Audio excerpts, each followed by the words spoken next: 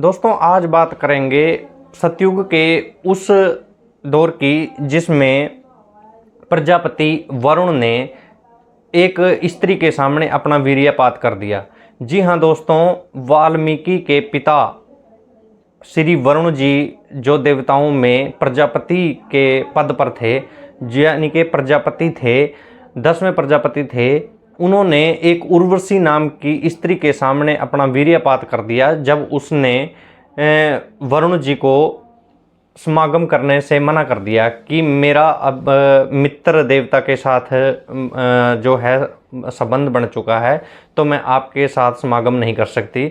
तो इस बात पर वरुण जो थे उन्होंने उस उर्वशी के सामने ही अपना वीर्यपात कर दिया, हस्त मैथुन कर दिया, या जो भी है। मैं आपको इस वीडियो में दिखाऊंगा दोस्तों कि सतयुग में भी इस प्रकार की बातें हो जाती थी। दोस्तों आजकल आपने मीडिया में या जो सोशल मीडिया है उस पर बहुत बार देखा होगा कि लोग डिमांड करते हैं कि रामायण जैसे उच्च महाकाव्य या जो धर्म ग्रंथ हैं वो हमें अपने बच्चों को पढ़ाने चाहिए। तो दोस्तों मैं आपसे पूछना चाहता हूं कि क्या आप इस अनैतिक बातों के लिए तैयार हैं कि जो इन धर्म ग्रंथों में लिखी हुई है, क्या आप अपने बच्चों को इस प्रकार की शिक्षा देना चाहते हैं कि कोई भी जो देवता है या किसी भी प्रकार का आदमी जो श्रेष्ठ पद पर आसीन है वो किसी भी औरत के साथ समागम करने के लिए उसको बोले या फिर उसके सामने ही इस प्रकार की अनैतिक घटना कर दे। तो दोस्तों आज की वीडियो इसी बात को लेकर है कि किस प्रकार से एक देवता से भी ऊपर जो दर्जा प्राप्त है प्रजापति का, जो कि सब सारी सृष्टि की यानी कि सभी जनता की सभी सृष्टि रचते हैं। तो दोस्तों ये श्रीमद् वाल्मीकि रामायण का दूसरा खंड है और इसके उत्तरकांड में मैं दिखाता हूँ आपको। उत्तरकांड के 96वें सर्ग में मैं बताता हूँ दोस्तों, ये श्री रामचंद्र जी हैं जो वो लक्ष्मण को जो है एक कथा सुना रहे हैं। इस कथा में इससे पहले 95वें सर्ग में जो राजा नीमी थे, राजा नीमी के द्वारा गुरु वशिष्ठ को कुलपति यानी कि वशिष्ठ जी को एक श्राप दिया गया था जिसके कारण वो विदेह हो गए थे, यानी कि बिना देह के हो गए थे। तो इस आगे चलकर इस 96वें सर्ग में ब्रह्मा जी उन वशिष्ठ को कहते हैं कि आप वरुण के वीर्य में प्रवेश हो जाओ मेरी आज्ञा से, और आप उससे मेरे पुत्र के रूप में पैदा होगे, प्रजापति के रूप में पैदा हो जाओगे। तो इस प्रकार से श्री रामचंद्र जी यहाँ से कथा सुनाते हैं कि शत्रु वीरों का हसार कहन करने वाले लक्ष्मण उदीप्त तेज वाले रघुनाथ जी हाथ जोड़कर बोले, कुकुत्सभूषण वे ब्रह्म ऋषि और वे भूपाल दोनों देवताओं के भी समान पात्र थे।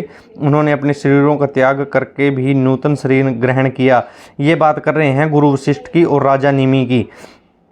आगे चलकर बोलते हैं लक्ष्मण के इस प्रकार पूछने पर ईश्वाकुल नंदन महातेजेश्वर पुरुषवर श्री राम ने इस प्रकार कहा, सुमित्रा नंदन एक दूसरे के शाप से देह त्याग करके तपस्या के धनी वे धर्मात्मा राजश्री और ब्रह्म ऋषि वायु रूप हो गए, यानी कि बिना देह के हो गए थे। तो आगे चलकर बताते हैं कि महातेजस्वी महामुनि वशिष्ठ शरीर रहित हो जाने पर दूसरे शरीर की प्राप्ति के लिए अपने पिता ब्रह्मा जी के पास गए।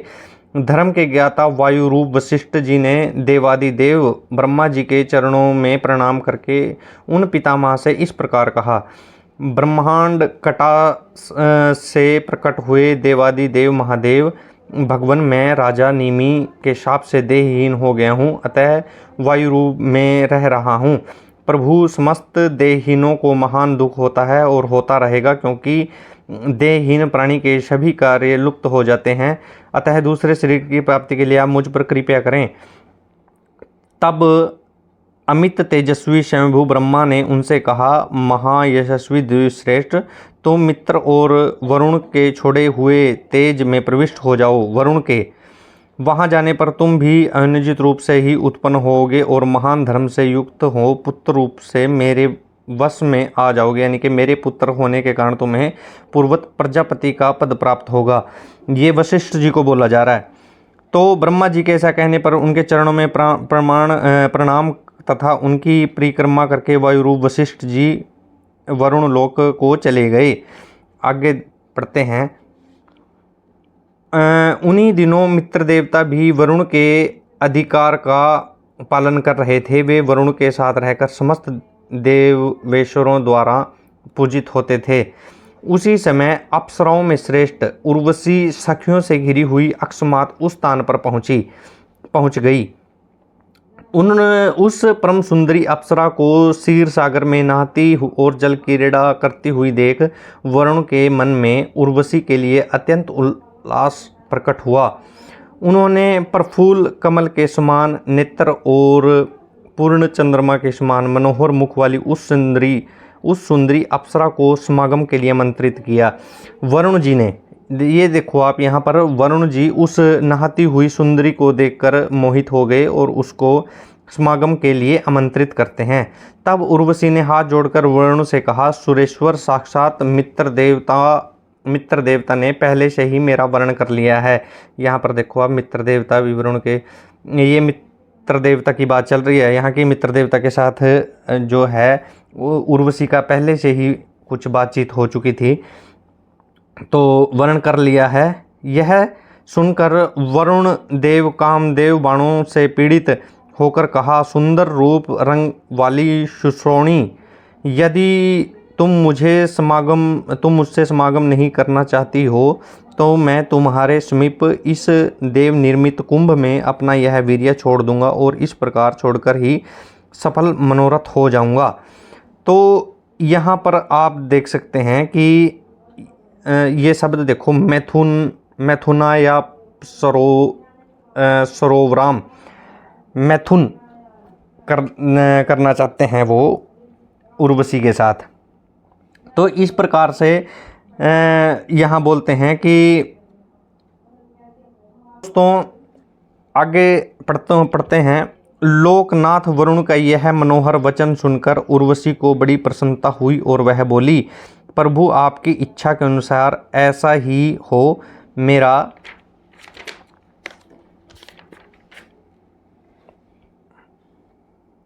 मेरा हृदय विशेष आप में अनुरक्त है और आपका अनुराग भी मुझ में अधिक है, इसलिए आप मेरे उद्देश्य से उस कुंभ में वीर्यधान कीजिए। इस शरीर पर तो इस समय मित्र का अधिकार हो चुका है। उर्वशी के ऐसा कहने पर वरुण ने प्रज्वलित अग्नि के समान प्रकाशमान अपने अत्यंत अद्भुत तेज को उस कुंभ में डाल दिया। तदंतर उर्वशी उस स्थान पर गई जहाँ मित्र देवता विराजमान थे। उस समय मित्र अत्यंत कुपित हो उस उर्वशी से बोले। तो यहाँ पर देखो आप कि उर्वशी के ऐसा कहने पर वरुण ने प्रज्वलित अग्नि के समान प्रकाशमान अपने अत्यंत अद्वितीय तेज वीर्य उस कुंभ में डाल दिया। तो दोस्तों ये इसी के घटना का मैं जिक्र कर रहा था कि जो अपना वीर्य था वो उर्वशी के सामने ही उन्होंने एक घड़े में डाल दिया। दोस्तों ये कितनी अनैतिक घटना है कि वो किस प्रकार का सतयुग होगा जब इस प्रकार की घटनाएं घटित होती होंगी। और ये सतयुग भी क्या, 2600 साल पहले ये रामायण लिखी गई है दोस्तों। 2400 साल पहले के इसके रिकॉर्ड मिलते हैं कि 2400 साल पहले लिखी गई है। उस समय इस प्रकार के काम हो जाते थे कि एक औरत के सामने इस प्रकार की अनैतिक घटना हो जाती थी। दोस्तों अगर आज बात करें तो संविधान के लागू होने के बाद इस प्रकार की घटना अगर किसी स्त्री के सामने हो जाए तो बहुत बड़ा ये जो होता है शोषण का जुर्म माना जाता है कि स्त्री का शोषण की घटनाएं मानी जाती हैं। आगे देखते हैं दोस्तों कि पुरुष प्रधान समाज में एक स्त्री का क्या दोष है, उस स्त्री को इस बात की क्या सजा मिलती है।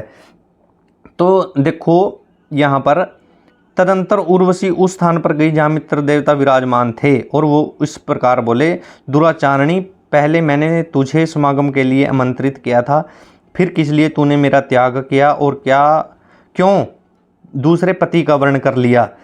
तो यहाँ पर जो दूसरे पति का वर्ण करने की बात है, तो यहाँ पर दोस्तों ये भी बात आती है कि कहीं जो वरुण था उन्होंने उस स्त्री के साथ जो संबंध तो नहीं बना लिया था। द्रोण में वीर्य छोड़ने की बात कितनी अद्भुत है, कितनी अविश्वसनीय है, ये आप खुद अंदाज़ा लगा सकते हैं दोस्तों कि धर्म ग्रंथों को लोग अध्ययन की दृष्टि से नहीं पढ़ते, बल्कि जो जड़ बुद्धि से और धार्मिक दृष्टिकोण से पढ़ते हैं। अगर इनको अध्ययन की दृष्टि से पढ़ा जाए तो इस प्रकार की जो अनैतिक बातें हैं वो सामने आती हैं दोस्तों। तो आगे पढ़ते हैं। अपने इस पाप कर्म के कारण मेरे को क्रोध से कुलुषित हो तू कुछ काल तक मनुष्य लोक में जाकर निवास करेगी। दुर्बुद्धे, बुद्ध के पुत्र राजश्री पुरूरवा जो काशी देश के राजा हैं उनके पास चली जा, वे ही तेरे पति होंगे। ये मित्र देवता है जो वो उसको कलुषित यानी कि क्रोध से कलुषित होकर उसको ये श्राप दे देते हैं कि तू बुद्ध के पुत्र राजश्री पुरूरवा जो काशी देश के राजा हैं उनके पास चली जा, वे ही तेरे पति होंगे। दोस्तों यहाँ पर स्त्री का, उस उर्वशी नारी का कोई भी दोष नहीं था, जबकि फिर भी उसको इस प्रकार की सजा मिल जाती है। तब वह अपने साफ दोष से दूषित हो प्रतिष्ठानपुर यानी कि प्रयाग झूसी में बुद्ध के और पुत्र पुरूरवा के पास गई। पुरूरवा के उर्वशी के गर्भ से श्रीमान आयु नामक महाबली पुत्र हुआ, जिसके पुत्र इंद्र तुल्य तेजस्वी महाराज नहुस हुए। वृत्रासुर पर वज्र का प्रहार करके जब देवराज इंद्र ब्रह्मा हत्या के भय से दुखी हो छिप गए थे, तब नहुस ने ही 1 लाख वर्षों तक इंद्र पर पद पर प्रतिष्ठित हो त्रिलोकी के राज्य का शासन किया था। मनोहर दांत और सुंदर नेत्र वाली उर्वशी मित्र के दिए हुए उस शाप से भूतल पर चली गई। वहाँ वह सुंदरी बहुत वर्षों तक रही, फिर शाप का क्षय होने पर इंद्र सभा में चली गई। तो दोस्तों यहाँ आप देख सकते हैं कि उस स्त्री का यहाँ पर कोई भी दोष नहीं था, और वरुण थे जो उनने अपना भी काम निकाल लिया। किस प्रकार से निकाला